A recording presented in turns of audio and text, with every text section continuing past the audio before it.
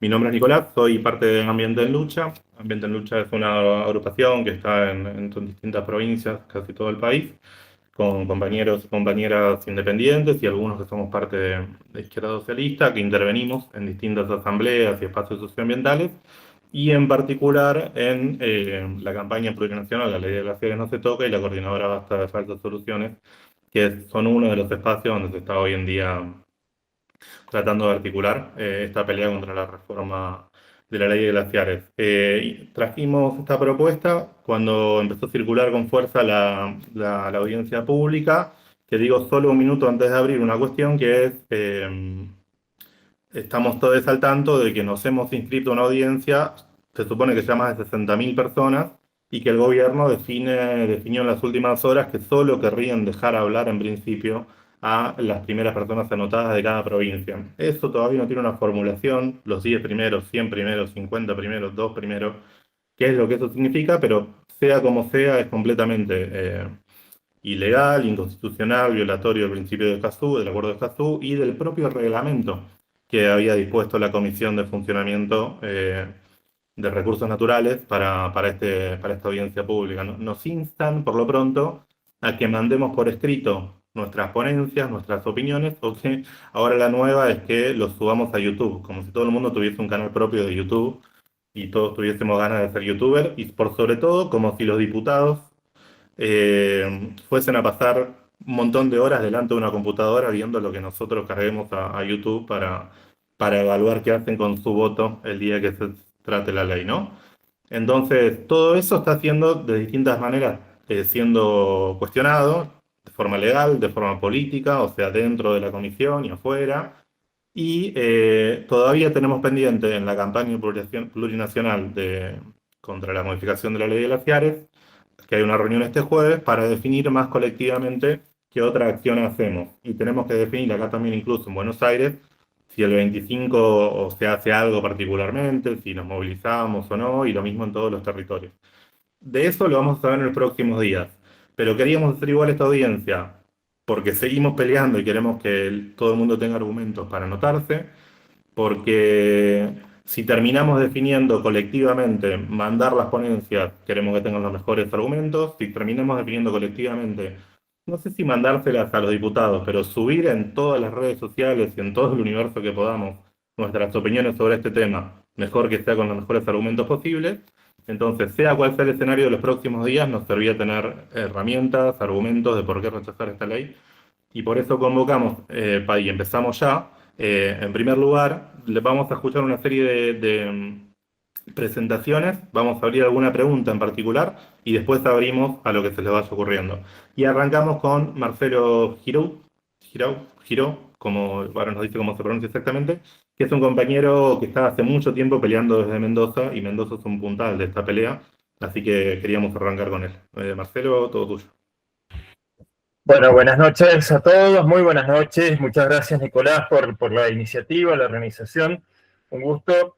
Efectivamente, yo soy geógrafo, profesor en la Universidad Nacional de Cuyo, integrante de las Asambleas Mendocinas por el Agua Pura desde el año 2006 y bueno, ya desde el año 2008, cuando todavía ni siquiera se había sancionado la primera ley de glaciares, ya desde nuestros colectivos estuvimos empujando para que saliera la ley, luego para que volviera a ser sancionada en el año 2010.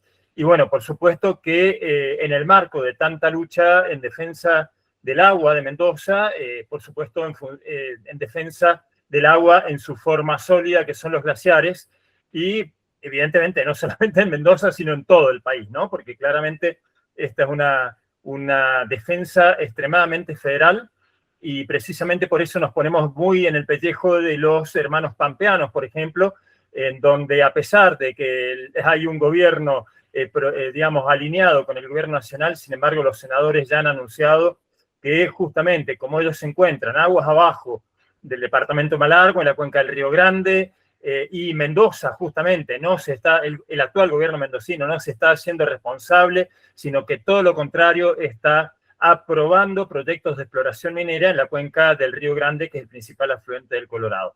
Digamos, eso como introducción, pero bueno, fundamentalmente, y pensando en que hay muchísimos argumentos de carácter jurídico, de carácter ambiental y demás, que son, digamos, los demás expositores seguramente muchos van a poder exponer tanto o mejor que yo. Estuve pensando un poco también qué es lo que yo como mendocino podía aportarles a esta cuestión y a este debate, que no es la primera vez que nos toca dar, pero sí con la profundidad y la embestida que se está dando a partir de diciembre del año pasado, ¿no? Y bueno, en este sentido, este proyecto de reforma de la ley 26.639, en algunos sentidos retoma algunos de los aspectos que ya había amagado a producirse durante el gobierno de Mauricio Macri, ¿no? Cuando Aranguren era el ministro que justamente estaba a cargo del área minería y que quería dar una fuerte embestida, sobre todo contra el ambiente periglacial. Y cuando se anunció que venía un proyecto de ley, ¿no? Por parte de Milei, que justamente, no por casualidad, justamente mencionó al gobernador de Mendoza, Alfredo Cornejo, como uno de sus inspiradores, ¿no? Y no me cabe duda que las otras provincias que son fuertes lobistas de este proyecto son San Juan y Catamarca, son las tres principales interesadas en función de los proyectos, sea de explotación como en San Juan y Catamarca o de exploración como en el caso de Mendoza, justamente están más interesadas en dar por tierra con los aspectos que más molestan a la minería en este sentido. Ahora, creo que es fundamental destacar que esta ley, si bien surgió en relación también con la cuestión de la minería, no es una ley antiminera, es una ley que protege apenas el 0,21% del territorio nacional, corresponde a la superficie cubierta por glaciares y en todos sus tipos, glaciares descubiertos, cubiertos de escombro, manchones de nieve, y que por lo tanto es apenas una ínfima parte del territorio nacional la que está donde está prohibiendo, y no solamente la minería, sino todo tipo de actividades contaminantes, es decir, minería, industria, construcciones, salvo aquellas que tengan que ver con la protección ante riesgos o la investigación científica. Es decir, hay una enorme cantidad de infraestructuras y actividades que están prohibidas dentro del ambiente glaciar y minería e hidrocarburos dentro del del ambiente periglacial también, ¿no? Eso me parece una cuestión fundamental, ¿no? Así como la ley 7722 en Mendoza es una ley que protege el agua, si bien tiene relación con la minería, no es una ley antiminera, sino de protección del agua. La ley de glaciares es una ley de protección de las cuencas hídricas de los argentinos. Y ahí hablo, el concepto de cuenca es absolutamente fundamental. Porque para nosotros acá en Mendoza, esa pequeña porción del territorio mendocino, que es menos del 1%, que está, bueno, allí en la cordillera, en lo más alto de la cordillera, es de importancia capital, fundamental, para la vida en los grandes oasis agroindustriales donde vivimos el 98,5% de los mendocinos aguas abajo, ¿no? Y estos glaciares se están volviendo cada vez más relevantes a medida que va avanzando el cambio climático, porque justamente son la caja de ahorro que nos permite que los ríos, a pesar de muchos años de escasas nevadas que estamos teniendo en la cordillera, no se sequen los ríos cuando en invierno nieva poco. El caso más extremo de todos los que tienen registro histórico fue en 1968, cuando en la cordillera mendocina y cuyana nevó en torno al 5% de un año normal, solo el 5%. Si el caudal de los ríos hubiera sido el 5% del promedio en función de eso, literalmente los oasis habrían muerto de sed, las plantaciones, los viñedos, los frutales, y los mendocinos y sanjuaninos también con ellos. Y sin embargo, los ríos no tuvieron el 5% del caudal promedio, sino en torno al 45%. ¿Quién puso el 40% de diferencia? Pues justamente el hielo de los glaciares y el ambiente periglacial, ¿sí? Eso es lo que nos salvó a nuestros oasis en aquella ocasión. Y desde el año 2010, en los 16 inviernos transcurridos desde 2010 a 2015, solamente en 4 de esos inviernos escaparon a lo que chilenos y mendocinos desde la ciencia le llaman ya la mega sequía. Solo 4 inviernos hubo nevadas en torno al promedio. Todos los demás fueron digamos, las nevadas y los caudales correspondientes, condiciones entre escaso y sequía extrema. Estas condiciones, además, por las tendencias de cambio climático todos los modelos prevén que a lo largo del siglo XXI se van a ir profundizando. Y por lo tanto, no nos podemos dar el lujo en nuestros oasis de perder una sola gota de las reservas de agua que están allá arriba en los glaciares. Ese argumento, lo que pretende la ley de someter a una supuesta prueba de verificación científica de qué glaciares aportan un caudal significativo y cuáles no, es realmente aberrante. Cada gota es significativa en el contexto en el cual nos encontramos.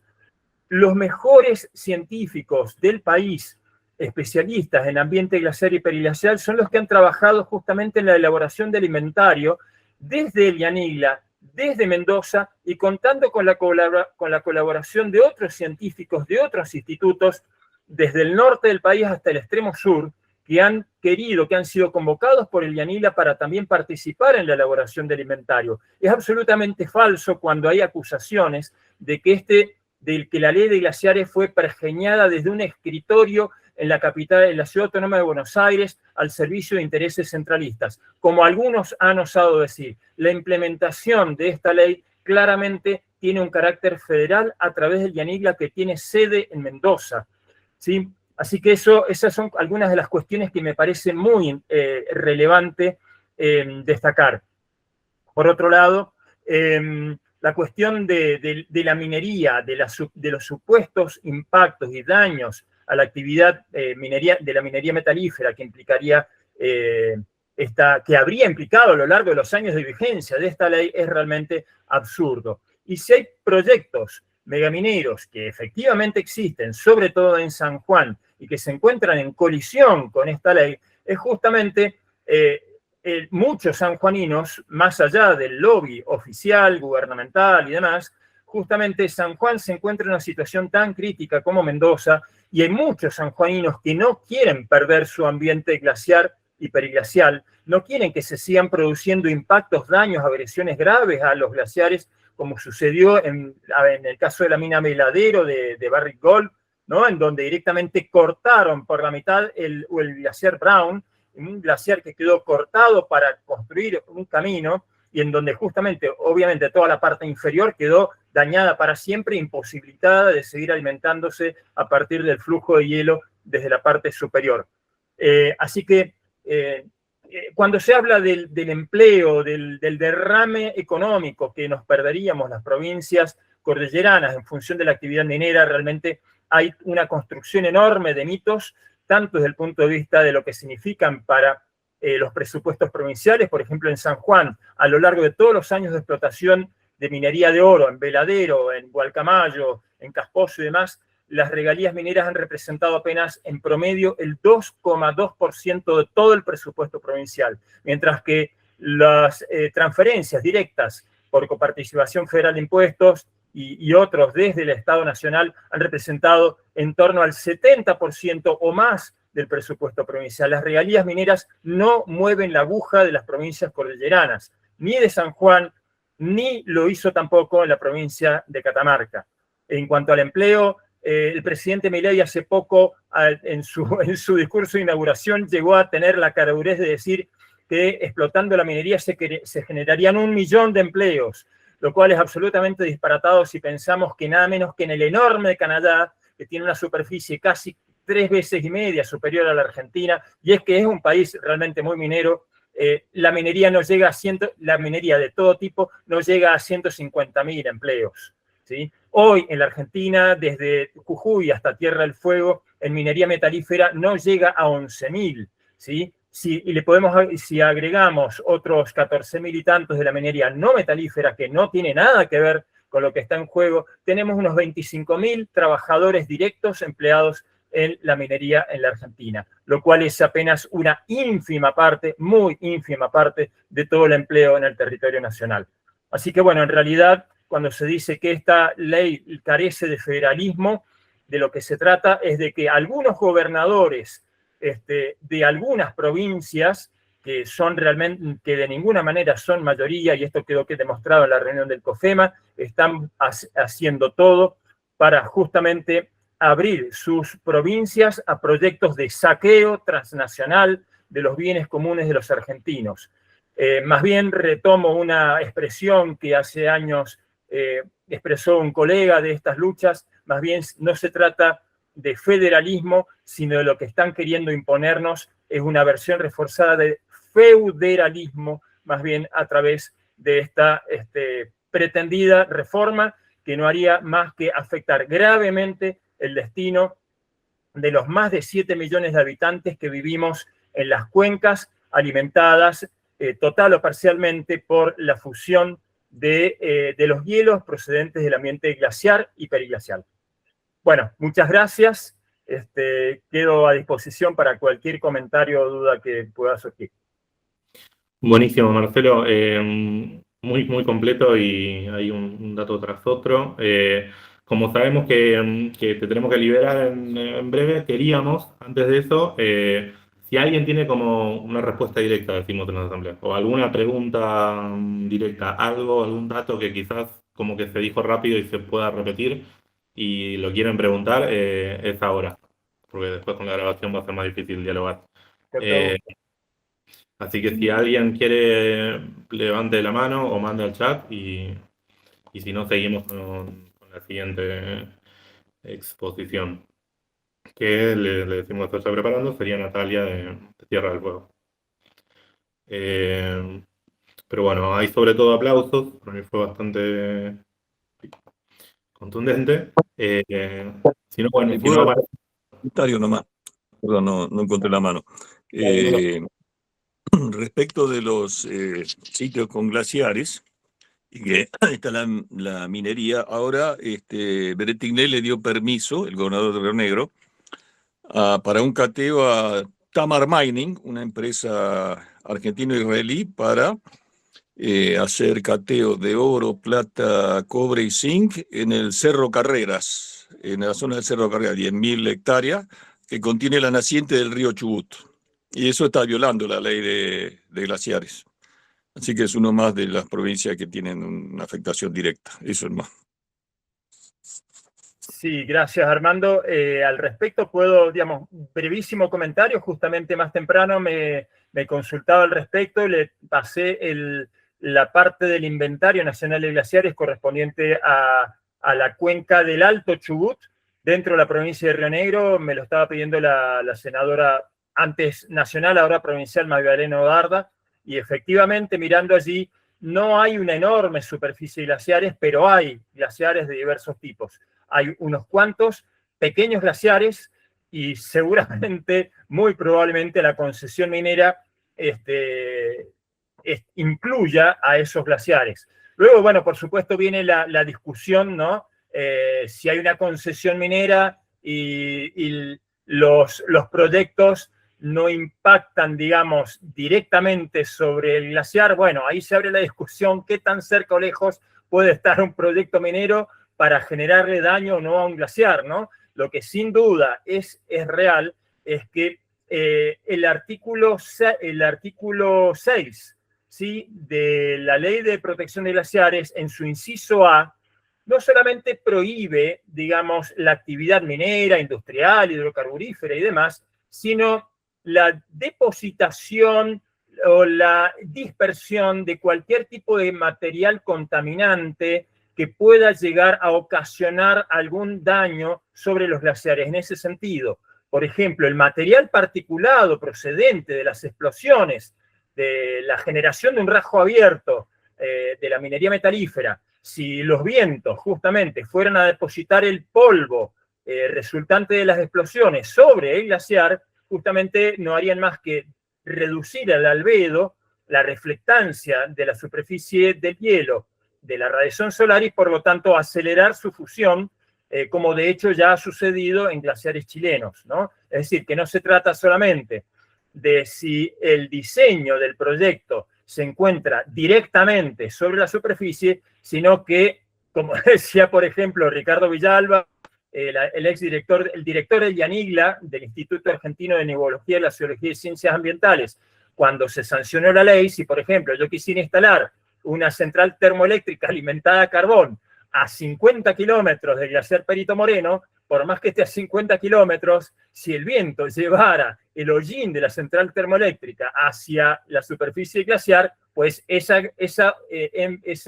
instalación también le cabrían las prohibiciones. Un comentario muy breve. Estudios de chilenos y alemanes en Atacama encontraron arsénico en cantidades superiores a las, a las permitidas a 70 kilómetros del lugar de la minería de cobre ahí. Si me permiten otra breve digresión a partir de tu comentario, no solo a 70 kilómetros, sino que, y en esto, bueno, voy a decir algo a favor de los procesos de la minería chilena, han reducido fuertemente las emisiones de arsénico, por suerte para ellos, allá en el extremo norte, a partir de las condiciones en donde la vida era realmente invivible para los trabajadores de la minería, para los propios trabajadores, pero han encontrado que en las zanahorias, en los testigos de hielo de la Antártida, ¿sí?, en los años 60, 70, 80 y 90, había justamente un aumento de la concentración de arsénico en aquellos testigos de hielo en la Antártida, correlativa que se correlacionaba muy bien con el aumento de la minería en el norte chileno. Y cuando luego, a lo largo de las 2 primeras décadas de este siglo, la minería fue logrando reducir las emisiones de arsénico, de azufre y otros contaminantes a la atmósfera, allá en la Antártida también disminuyó la presencia de esos contaminantes, para que vean hasta qué distancias puede llegar a viajar, aunque sea en forma de trazas, la contaminación por parte de las emisiones de la minería a la atmósfera. Bueno, Marcelo, buenísimo todo esto. Si no aparece ahora algún comentario más, agradecemos y seguimos ahora con Natalia. Gracias por la información, por los datos, y bueno, tiene Instagram Marcelo, pero también lo encuentran por todos lados, seguramente, si quieren más info también de Mendoza. Bueno, muchísimas gracias, saludos a todos y bueno, buena continuación de este conversatorio. Gracias. Gracias, Marcelo. Natalia, ¿vas vos? Dale, Nico, ¿se me escucha bien? Bueno, qué difícil hablar después del compa Marcelo, pero bueno, un genio, gracias por toda la información. Soy Natalia, de Tierra del Fuego, Antártida, Islas del Atlántico Sur, soy de la ciudad de Río Grande, parte de Ambiente en Lucha, también formo parte de la Asamblea de Comunidades Costeras y bueno, y de la campaña plurinacional de glaciares. La verdad que quería traer como una mirada más social y no tan técnica, viendo la cantidad de personas que estaban invitadas a charlar. Vengo como atravesada con muchas emociones, vivimos momentos, sabemos, muy difíciles, muy violentos, y poder ver que estamos convocados acá, reunidos, que somos casi 45 personas que queremos seguir escuchando, que queremos seguir analizando, poniendo palabra y resistiendo, bueno, se me pone la piel de gallina y me alimenta ese puente de esperanza que tenemos que tener. Venía hace unos días discutiendo una frase que dicen mucho las abuelas, o por lo menos mi abuela, que habla de que siempre es mejor la calidad que la cantidad. Y venía como yo pensando, y digo, en este momento de audiencia pública, creo que tiene que darse la vuelta. Y tenemos que pensar que en este momento es mejor la cantidad que la calidad. Y digo, ¿por qué? Porque tenemos que ser cientos de miles. Recién Nico dijo, casi 70.000 personas estamos anotadas para esa audiencia pública y no se la esperaban. Y eso tiene que tener toda una mirada política. Y hacia ese número, por eso hablo de la cantidad, es al que tenemos que seguir insistiendo. Seguro los que estamos acá estamos anotados, y quien no, bueno, esperemos que después de que finalice esto se inscriban. Y si no, sigamos invitando, ¿no? Por eso hablo de dar vuelta esa frase tan popular. Y cuando hablo de bajar la calidad, no digo de que tengamos mensajes más superfluos y vacíos, sino que no sea solo el mensaje del experto o de la experta, que nos animemos todas y todas a dar un mensaje en esa audiencia pública, y que realmente se llene esa audiencia pública de trabajadores, de trabajadoras, de docentes, de empleados públicos, de estudiantes, de jubilados, que se entienda que en realidad todo es parte de un plan sistemático, ¿no? Que toda esta reforma a la ley de glaciares, esta modificación de nuestra ley de glaciares, que muy bien explicaba Marcelo recién, está unida a la reforma laboral, está unida a la baja imputabilidad, está unida al RIGI, me había anotado un montón de otras cosas a las que está unida, pero bueno, al blanqueo de capitales también. Entonces, poder llevarlo al trabajador y a la trabajadora. ¿Por qué digo esto? Nosotros somos de Tierra del Fuego, venimos luchando hace un montón con la salmonicultura y también se vino difícilmente una lucha por la modificación de una ley, y jugaron, igual que están jugando con la modificación de la ley de glaciares, con el trabajo, con el progreso, ¿no? Con la idea de aumentar la matriz productiva. Miles de familias se han quedado sin trabajo en Tierra del Fuego, y lo que quieren traer es la salmonicultura, otra forma intensiva y extractiva que quieren empezar a implementar acá en Tierra del Fuego, y si se llega a implementar, va a seguir por toda la costa argentina, haciendo desastres, porque ya también el pueblo chileno viene sufriendo la salmonicultura, así como los megaproyectos mineros. Quieren modificar la ley, quieren utilizar las aguas de forma consultiva, igual que lo dice la ley de glaciares, permitiendo que se utilicen las aguas dulces, en este caso de toda la provincia, sin saber en dónde va a ser. Entonces, traigo esto de la necesidad de unir las luchas, de llegar a ese pequeño y a ese pequeño estudiante también, de entender que esto está unido también a la universidad pública, a la educación pública, que está unido al jubilado y a la jubilada que no sabe qué va a pasar con su futuro, que está unido al trabajador y a la trabajadora que en este momento en Tierra del Fuego están tomando fábricas, ¿sí? Y estamos llevando a cabo que tiene que expropiarse la fábrica, que la materialidad tiene que estar en manos de los trabajadores y que no se puede perder ningún trabajo más. Miles de trabajadores en Tierra del Fuego ya están sin trabajo, como en todo el territorio argentino. Entonces tenemos que ser claros en el mensaje para que sean ellos los que se noten. Y que no sea solo el experto y la experta o los locos que estamos siempre y nos encontramos en las calles. ¿Sí? Locos que a 5 días del 24, unos días del 24 de marzo, están siendo perseguidos, criminalizados, violentados. ¿Sí? También tenemos que bajar ese mensaje de la importancia que tienen las asambleas, que tienen las asambleas barriales, que tienen las asambleas comunales, y poder llegar a ese otro y a esa otra que no se anima a estar en una audiencia pública porque cree que tiene que ser la palabra del experto. No tiene que ser solamente la palabra del experto. Tenemos que intentar bajar ese mensaje y que se sepa qué es trabajar para el extractivismo, qué quiere decir primarizar nuestra economía, qué quiere decir el industricidio, que ellos sepan que el industricidio es eso, que lo están viviendo en sus cuerpos, que se están quedando sin trabajo, que están cerrando las industrias, que los van a hacer trabajar en megas proyectos mineros, en donde se cosifican los cuerpos, en donde se cosifica la naturaleza, en donde se desplazan comunidades, en donde se rompen tramas y se rompen identidades. Eso es lo que se quiere generar con el extractivismo, y es lo que por eso digo que tenemos que llegar al trabajador y a la trabajadora. Acá en Tierra del Fuego la idea del progreso también la venimos discutiendo hace un montón y venimos denunciando. También ese mensaje se tiene que bajar. Hace 50 años que tenemos petroleras en el mar. Sabemos que el extractivismo es offshore, es fracking, es ojización, es herbicidas y es mega minería, y ahora salmonicultura. Porque si empieza en Tierra del Fuego se va a extender a toda la Argentina. Y detrás de todos esos proyectos lo que menos se genera es trabajo. Recién el compañero Marcelo decía el porcentaje de regalías. Acá las petroleras dejan solamente el 3%. Tenemos todavía barrios enteros sin acceso al gas, en estas latitudes cercanas a la Antártida, que se calientan a leña, siendo que le damos gas, el 20% del gas a todo el territorio argentino. Tenemos un consorcio que viene primarizando y llevándose nuestros bienes naturales, provocando derrames sin tener nosotros realmente una contestación con respecto a la problemática ambiental que hayan ocasionado. Pedimos respuestas y no nos las dan.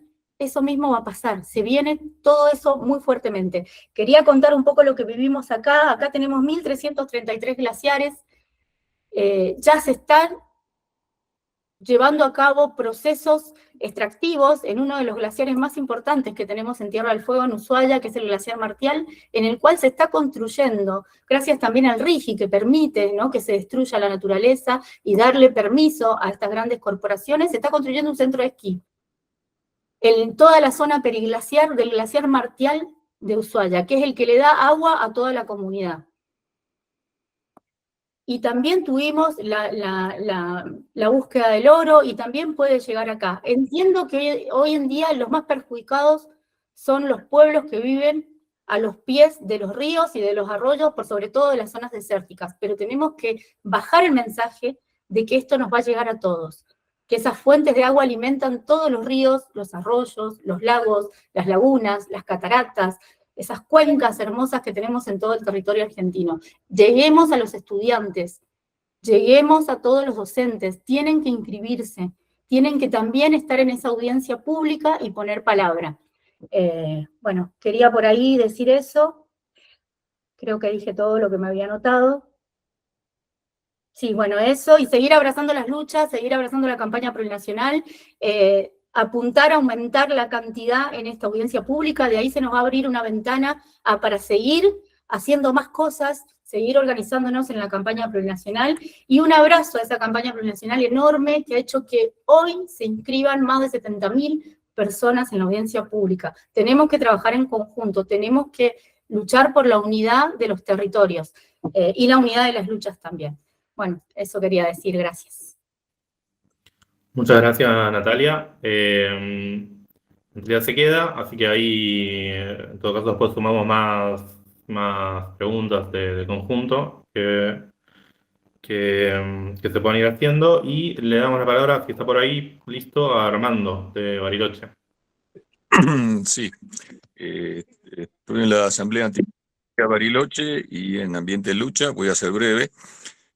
Tratamos, como decía Natalia, de volantear y concientizar a las personas. Hicimos festivales, volanteada, no llegamos a marcha, todavía no nos da, pero bueno, y ahora con esto de que hay en el Cerro Carreras quieren hacer la mega minería y hay glaciares ahí, y esto nos ayuda también a concientizar a la gente.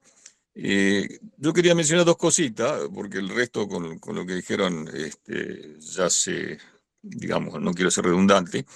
Una es la comunicación. Me llegó de alguien, digamos, que leyó las cosas, dice, en una noticia así: el mejor glaciólogo de San Juan dice que no hay problema con reventar los periglaciares, una cosa así. Después yo investigué y es un tipo que trabajó para la Barrick Gold. Entonces, particularmente en San Juan o en otras provincias está manejada la información, entonces hay que tener cuidado con esas cosas. Pero bueno, creo que la parte ambiental y jurídica la tenemos relativamente clara. La parte económica no tanto, por lo que dije. Bueno, Marcelo sí, por lo que dijo de las retenciones y eso. Y dijo también lo de los glaciares, que no mueve el amperímetro las retenciones. Pero lo que quería decir es que aun si el 100% de las regalías fueran para el país, ¿no? Porque hubo lamentablemente algunos que proponían aumentar las regalías del 4 al 15%, eso no resuelve el problema del desarrollo argentino. O sea, y eso salió un artículo en La Nación de Halac y López, La Nación, que tiene ese título. Dice, no alcanza con el extractivismo para un desarrollo sustentable. Y pone números. O sea, ahora Argentina está exportando por extractivismo $1.200 por habitante año. Con toda la furia, si aumentando lo de Vaca Muerta y la megaminería, en el 2030 llegaría a $2.000 por habitante año. Eso no es nada comparado a, por ejemplo, Australia, $13.000 por habitante año. O sea, no es nada. Entonces, la conclusión de los tipos es que se necesita otro tipo de desarrollo. Y ahí va el país que quiere Milei. O sea, Milei dice, no, que se fundan las industrias, hacemos extractivismo. No sirve, no sirve para nada, no llega, aunque fuera el 100%. Entonces, eso por ahí en la audiencia, lo que sea, o para gente que tiene ese argumento, porque también una compañera nuestra salió a hablar en los medios, y entonces dijo toda la parte de, digamos que hay 7 millones de personas que dependen del agua, que 0,2% del territorio, etcétera. Pero después el artículo termina diciendo, pero necesitamos dólares. Entonces, esa parte del argumento también hay que destruirla, y bueno, creo que Nico después se referirá a eso. Bueno, es todo, gracias. Gracias, Armando. Ahora retomamos un toque la parte económica, para sumar argumentos para las ponencias, que sí, que en general no están tanto. Ahora le vamos a pasar a Fiorella. Mientras Fiorella habla, yo busco el mail donde donde hacer el reclamo para que aparezcan en el listado. Fiore, ¿está por ahí? Sí, hola. Bueno, muchas gracias por el espacio y los aportes de les compas, sus experiencias, sus sentires, y que también es una convocatoria muy linda, no sé, siento que a las 9 de la noche, casi 10 de un lunes, estar acá reunidos. Bueno, un poco voy a abordar esta presentación, particularmente sobre el RIGI, el régimen de incentivo a las grandes inversiones. Bueno, antes que nada, soy Fiorella, de San Martín, de la provincia de Buenos Aires, parte de Ambiente en Lucha, licenciada en Relaciones Internacionales, bueno, un par de cosas más.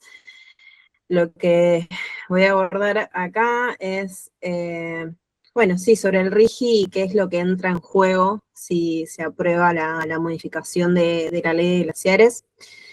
Si bien el RIGI, bueno, es un instrumento jurídico muy extenso, que no sé si se acuerdan, pero está dentro de la ley bases del 2023, se puede abordar como desde varias aristas, o sea, sus implicancias justamente se pueden abordar de varias aristas. Lo que vamos a retomar un poco acá es hacer un recorte y haciendo hincapié en la parte más socioambiental, e hice una presentación para que me acompañe un poco a esta parte más jurídica, que quizás sea un plomazo, pero vamos a meterle onda.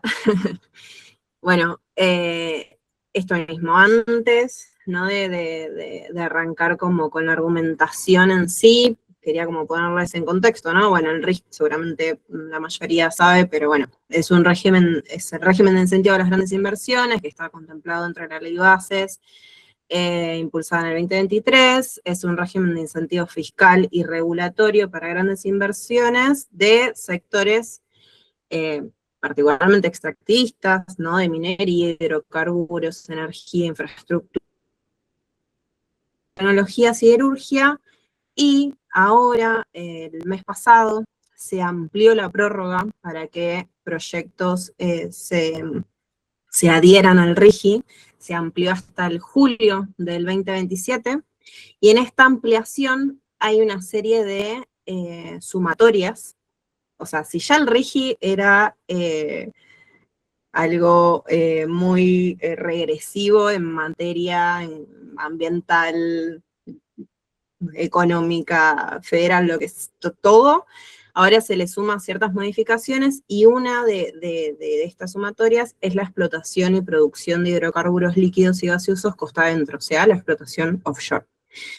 Eso se suma, que antes no estaba como sectores estratégicos dentro del RIGI, y justamente lo que garantiza el RIGI es la seguridad fiscal, tributaria, jurídica y regulatoria, y le da, cita textual, protección especial para el caso de eventuales desviaciones o incumplimientos por parte de la administración pública y el Estado del RIGI. ¿Esto qué quiere decir? Es que asegura que más allá de cambios de gobiernos que haya de acá a futuro, el RIGI va a seguir garantizando la protección a esta protección, esta seguridad fiscal, tributaria, jurídica y regulatoria a los inversionistas. Bueno, algunos artículos puntuales, ¿no? El artículo 175 del RIGI declara nulas las normas que limiten inversiones. El artículo 193 elimina limitaciones sobre infraestructura y exportaciones. Esto lo que le garantiza a los inversionistas es que sus inversiones no van a estar restringidas o limitadas regulatoriamente en cuestiones de suministro, transporte, procesamiento de los insumos destinados a la exportación de bienes. Esta garantía como comprende tanto las regulaciones basadas en prioridades de abastecimiento interno como otras prioridades o derechos regulatorios otorgados a distintos sectores de la demanda. Esta redacción, bueno, como todo el RIGI y como cualquier también régimen de incentivo a inversiones, la redacción es muy amplia. Justamente esto se da de una forma muy estratégica para que cualquier inversión esté contemplada en estos regímenes de incentivo. Entonces, esta redacción amplia e indeterminada de este artículo, del artículo 193, genera cierto riesgo normativo. Por un lado, podría favorecer la privatización implícita de bienes comunes esenciales, como el agua, limitando justamente su acceso a la sociedad civil, o sea, a la sociedad en general. Y esto, ¿por qué limitándola? Porque estaría abriendo, digamos, al suministro a estos grandes proyectos extractivos. Y por el otro lado también al carácter de límites sustantivos que se convierte en una herramienta justamente para eludir regulaciones ambientales locales, vulnerando el principio de no regresión, bueno, del acuerdo de Escazú, bueno, y demás normas internacionales. Después el artículo 200 da este derecho a la operación continuada de los proyectos sin interrupciones.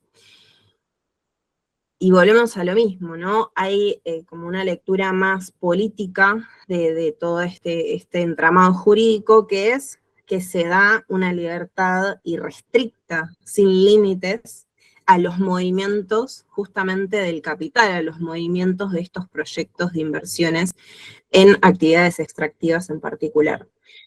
Y por último, y de este artículo es el que nos... sí, el que nos agarramos para decir que hay cierta estabilidad regulatoria, es que el artículo 201 impide regulaciones más restrictivas. Es decir, que hay una estabilidad normativa en materia tributaria, aduanera y cambiaria,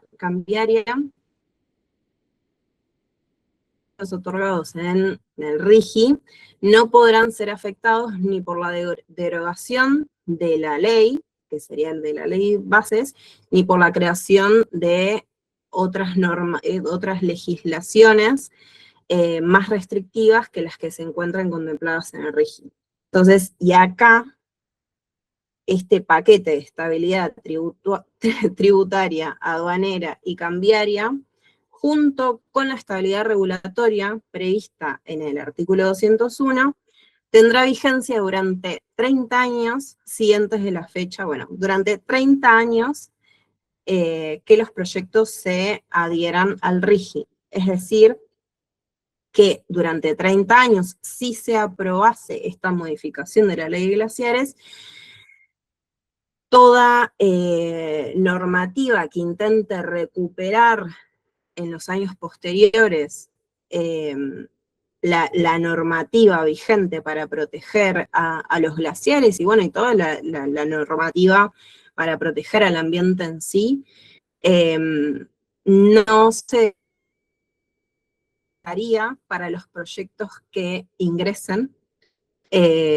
con la ley modificada.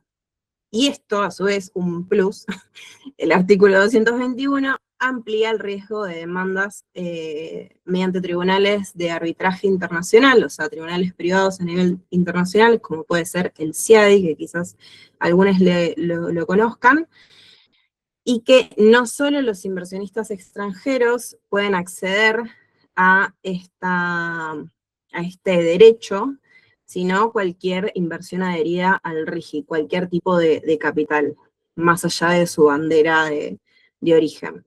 Es decir, acá lo hice un poco más esquemático para que no se pierda la argumentación central, que es, si se modifica la ley de glaciares, las empresas extractivas que se adhieran al RIGI una vez modificada esta ley y que sus proyectos estén dentro del ambiente periglaciar y bueno, todo lo que se protege con la ley, van a tener 30 años de estabilidad regulatoria porque no se pueden aplicar normas más restrictivas o no se puede regresar a las normas que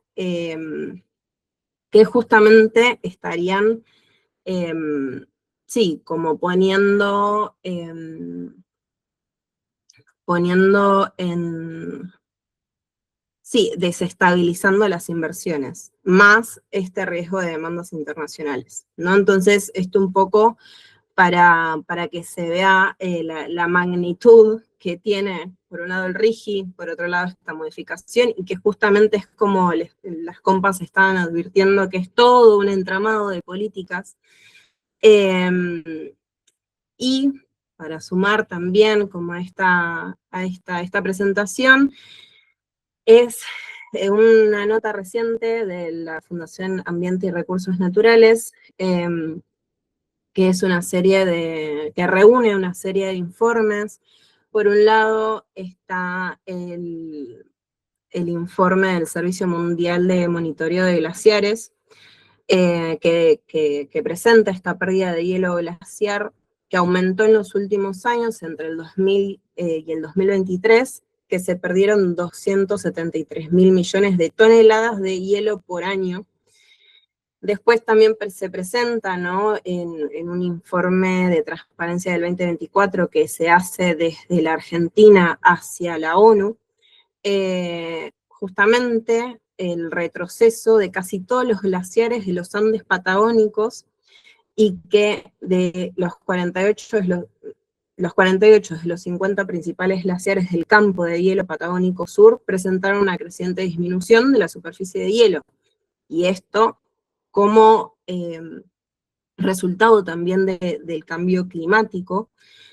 Presentan un último anuncio de la Organización Meteorológica Mundial de agosto del 2024, alertan mundialmente, ¿no?, que el nivel global del mar alcanzó un nuevo máximo histórico como consecuencia del calentamiento de los océanos y del deshielo de glaciares y capas de hielo, ¿no? Entonces, estamos ante un contexto de policrisis, de múltiple crisis climática, ecológica, social, económica, política, cultural, que existe justamente una mirada integral y un debate más amplio para construir políticas que contemplen no solo los intereses económicos o de determinados grupos, sino también sus impactos ambientales y sociales, y justamente sus efectos en las futuras generaciones, porque no es solamente una cuestión de la hora y una cuestión de pensarlo a corto plazo, sino de poder permitirnos ver más allá y lo que está en riesgo, ¿no? Entonces, volvemos con este mensaje de que si hoy se flexibiliza la ley para habilitar actividades extractivas, las empresas que ingresen al régimen, al RIGI sería, quedarían blindadas frente a futuras normas más protectoras. Así que, bueno, un poco eso, abierta también, así quedó algo por aclarar, pero eso sería. Gracias. Bueno, genial, Fiore. Dejé en el chat dos cosas. Uno, la nota de Farn que mencionó al final, sobre el tema de cómo está afectando el calentamiento global a los glaciares. Y lo otro, hay mucha gente que no recibió el mail, pero sí está en el listado. No sé si se fijaron las dos compañeras que no habían recibido el mail. Y el buscador es bastante poco intuitivo, o sea, bastante malo. Y no está por orden alfabético, está hecho para que no te encuentres. Entonces, si alguna tiene algún segundo nombre o apellido que sea menos habitual que el primero, yo por ejemplo soy Núñez Alegre, por Núñez no me encontraba nunca, por Alegre sí me encontré, porque son demasiados. Si aparecen, aunque no hayan recibido el mail, es que están, eso es lo importante. Y si no están, ahora les paso el mail de la Comisión de Recursos Naturales, pero el listado lo mandé recién en el chat. Está en la página, eso, perdón. Y lo otro que mandé es el listado del chat. Pasa que lo mandé de dos personalidades distintas. Desde la cuenta de acá de Lucha mandé el link que dice diputados.gov, ahí está el listado, y después mandé la nota de Farm. Comento un par de cosas. sumo otro argumento a lo que se viene pasando, que digo, además de todo lo ambiental, además de todos los daños que ya fueron bastante en general expuestos y que están por todos lados, hay un punto de que hay una idea de que este tipo de iniciativas pueden resolver uno de los problemas de la economía argentina, que es la falta de dólares, lo que se conoce como restricción externa. Entonces empiezan a salir un montón de artículos que repiten después los diputados y senadores que están a favor de esto, como esta publicación de la revista Forbes se basa en un artículo, en un informe del Banco de Wall Street que dice, y el título es lo confuso, ¿no? Ley de glaciares, salto de 5.000 millones de dólares a 40.000 millones de dólares al año, el salto exportador que proyecta el Morgan Stanley, y uno lee esto y los diputados dicen esto, y así como Milei dice 1 millón de puestos de trabajo, da la impresión de que el solo destrabar esta ley permite multiplicar por 8 este volumen de inversiones que hay. Bueno, uno después va a ver la nota y como venden humo, no se refiere a los proyectos que traba o no traba la ley de glaciares, que es este 0,21% del territorio nacional, sino que son todos los proyectos mineros, que son bastantes decenas, 50 dice acá, los que están hoy a la espera de poder avanzar, impliquen territorio glaciar o periglaciar o no, digamos, ¿no? Entonces hay una cuestión de inflar los números, de confundir, de plantear de vuelta que la ley de glaciares es la traba para la llegada de dólares a la Argentina y no lo es, que hasta se contradicen entre un párrafo y el otro de lo que van diciendo, a pesar de que lo siguen repitiendo los diputados.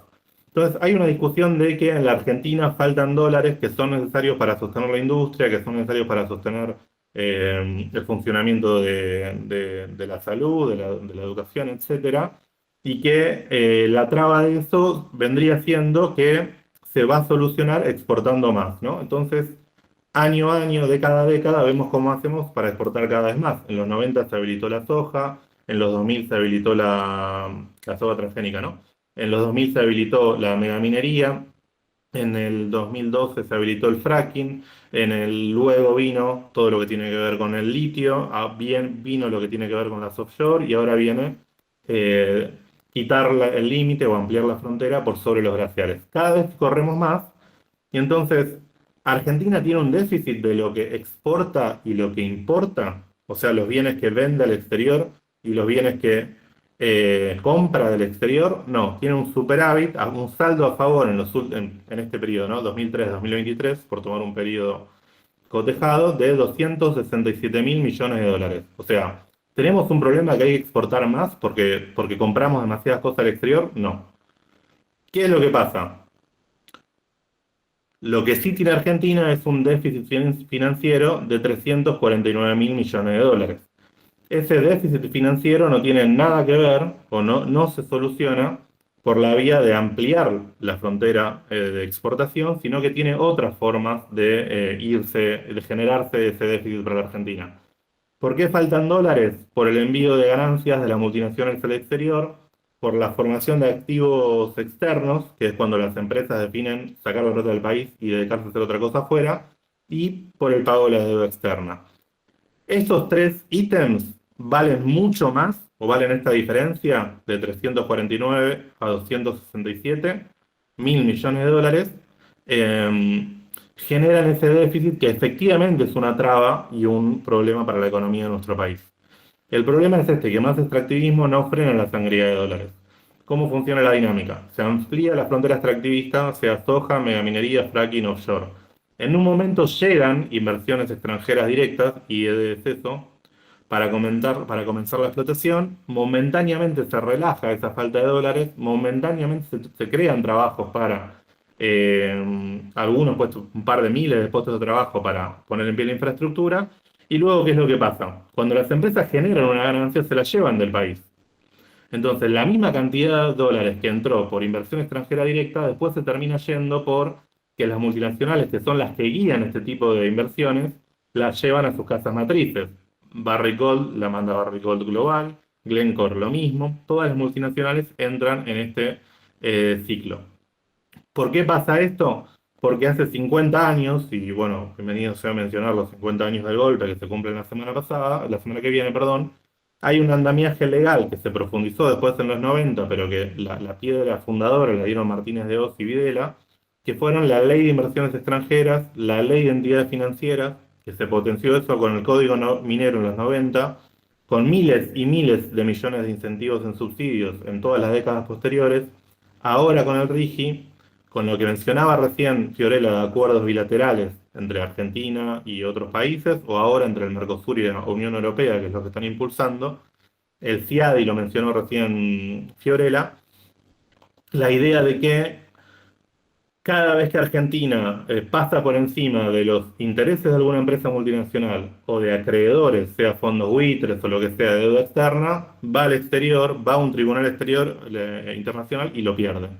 Ese andamiaje que está vigente en la Argentina en los últimos 50 años es el que garantiza que se exporten más minerales, se exporten más hidrocarburos, se exporte más soja o lo que sea.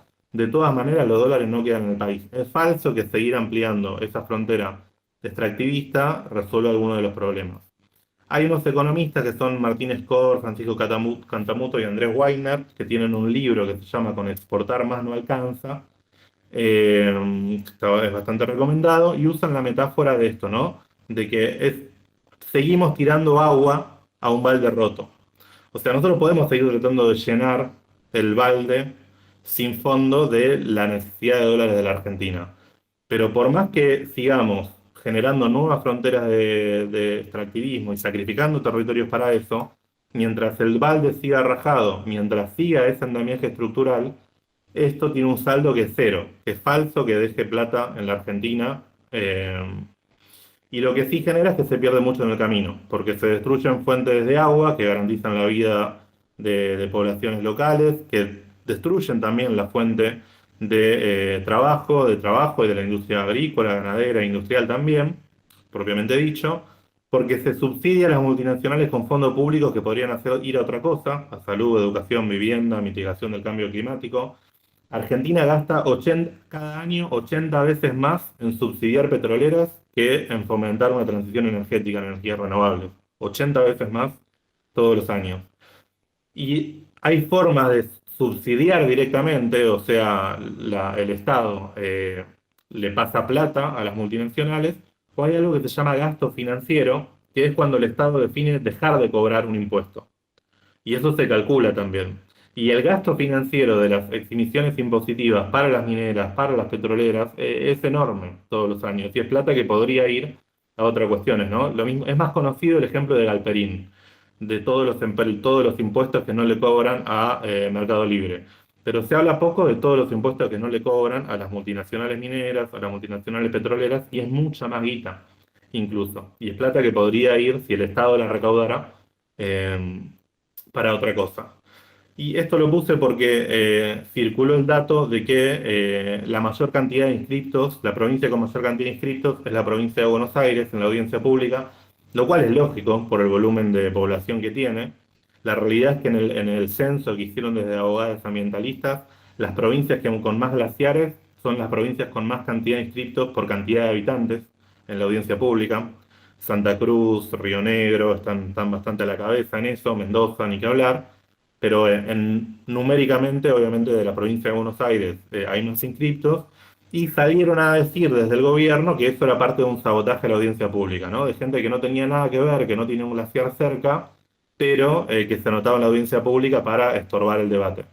Y bueno, acá está el caso que hay que reconocer que lo dio el propio Ministerio de Ambiente de la provincia de Buenos Aires, lo hacen algo que está bien, hay que reconocerlo. Después le criticaremos un montón de otras cosas, como que están a favor de las petroleras en el mar y demás, pero dieron este dato que es importante, como para graficar esto de alguna manera. La cuenca del río Colorado, que nace en la cordillera, de esa cuenca dependen 78.000 hectáreas de cultivo bonaerense, dependen de un corredor hídrico que nace en la cordillera de los Andes, de un ambiente glaciar y periglaciar. O sea, y que ese río Colorado desemboca en el mar. O sea, estamos atravesados de esa manera y tenemos obviamente por eso derecho todos a hablar, y obviamente que los ecosistemas en peligro de extinción no tienen precio, además de todas estas cosas que estamos diciendo, ¿no? Pero bueno, queríamos sumar eso como otro, dejo de compartir, argumento que a veces no se toma quizás tanto, la parte no dejarles correr el hecho de que no solo es que contaminan, sino que también es falso que esto va a resolver los problemas económicos de la Argentina, nos parece que es importante.